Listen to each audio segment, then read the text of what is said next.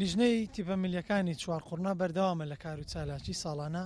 بەدەر لەوەی کە خولی فەرمیمان لە شارەکەدا هەیە هەم خولی پلە دوو پلەیەک پلە نایاب ساڵانە بیل لاکردنەوەی خولی جیاجیاش دەکەینەوە. ئەم ساڵ خۆشببختانە خولێکمان لەسەر ئاستی سنووری لیژنەی باڵای ملەکانی دارێ ڕاپەڕین کردەوە پیرەمەگرون بۆ قەڵازە 16 تیپی دێرینی لە خۆگەر سپاس بخوا توانیمان بیگەێنین بە مەراسیمی کۆتایی خولێکی زۆر سەرکەوتوو بە خۆشببختانە